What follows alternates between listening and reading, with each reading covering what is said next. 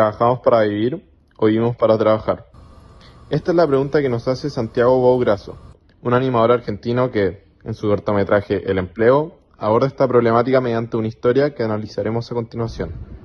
El empleo es un cortometraje animado dramático filmado en 2008, dirigido por Santiago Bougrasso y perteneciente a Dibulituna Studios. Este ha sido galardoneado en diversas ocasiones, destacando su premio a mejor cortometraje en el Festival Internacional de Cine de Clermont-Ferrand en 2008 y como mejor cortometraje de animación en el Festival de Cine de La Habana en 2008. El corto consiste en la historia de un hombre que se despierta y tiene una rutina para llegar a su trabajo. Es un día laboral cualquiera dentro de una ciudad urbanizada y sistematizada. A medida que avanza el corto, nos podemos dar cuenta que los objetos que utiliza en realidad son personas sirvientes de él. El autor de este cortometraje busca concientizar acerca de la deshumanización del trabajo, la cual ocasiona tristeza y depresión en Argentina. Para ello, el corto transmite cansancio y soledad para crear una reflexión en el espectador. ¿Cómo logra esto el director? Esto lo logra mediante distintos recursos, como lo son los elementos sintácticos. En el caso del cortometraje, los movimientos de cámara siguen continuamente al personaje principal para mostrarlo el mayor tiempo posible y resaltar su importancia. Suele ser lento y lineal el movimiento, lo que genera una especie de soledad y apago. También hay ángulos presentes en el corto, los cuales suelen ser normales, para un ambiente común y rutinario. Aunque igualmente en algunos casos se utiliza un ángulo picado cuando éste se sube al taxi, generando una especie de superioridad frente a quien lo transporta. O en la escena final, donde éste se tiende en el suelo y es usado un ángulo algo picado para remarcar su inferioridad al ser pisado.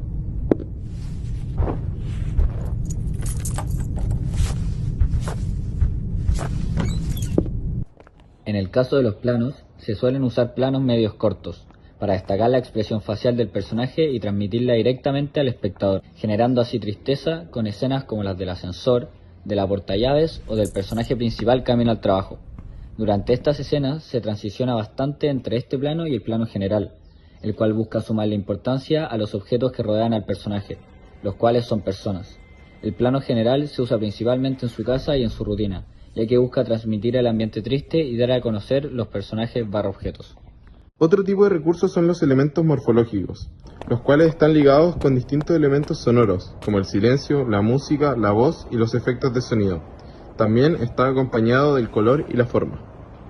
Los sonidos que se presentan son acciones cotidianas realizadas por el personaje, como lo son pasos, rejas, el té, la alarma, etc. También se usa un constante ruido ambiental similar al de un ventilador, el cual simula el ambiente de una ciudad urbanizada y sistematizada que refleja un poco el mundo sistemático al cual está sometido el personaje. Por otro lado, no se presentan silencios como tal, ya que constantemente hay un ruido de fondo que sitúa al personaje en una ciudad. Pero sí hay momentos en los que se reduce este ruido y los demás para resaltar alguno en particular, como por ejemplo los pasos en el final del cortometraje. En esta escena se escucha solo un poco del ambiente y se resalta el sonido de los pasos, que terminan cerrando el corto dándole un sentido y mensaje final.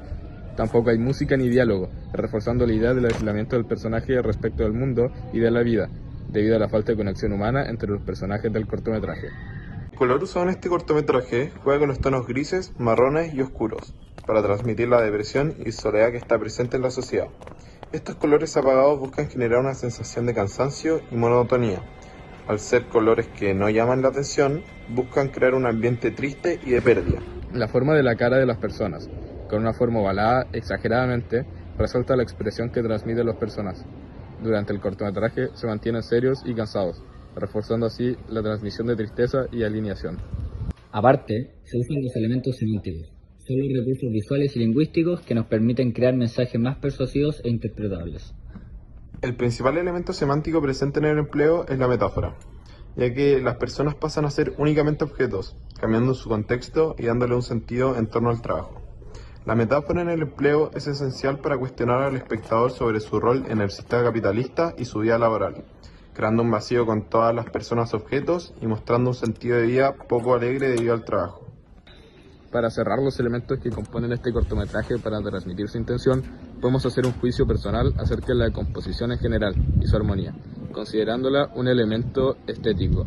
Pero antes de esto, lo que nos motivó a escoger este cortometraje como el indicado fue principalmente las metáforas de las personas reducidas a objetos y su giro algo inesperado en el final, lo que cierra acertadamente el propósito del cortometraje.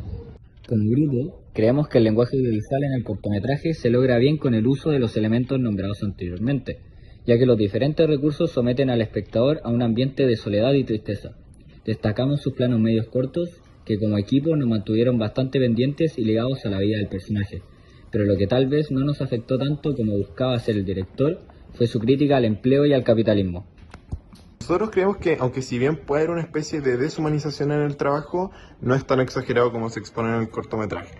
Al reflexionar, pudimos notar un mensaje algo más implícito y alterno al que se propone, que nos marcó como grupo. Nos fijamos en toda la exposición que hay de muchas personas para el personaje principal. Todos los esfuerzos de otras personas para que él pueda cumplir su vida laboral las ignora por su falta de optimismo y energía. Podemos ver esto con la lámpara que lo ilumina a él, el espejo que le muestra lo que es, el taxi que se esfuerza por facilitarle el camino, etc. Nuestra motivación en el día a día es aquello que nos hace feliz.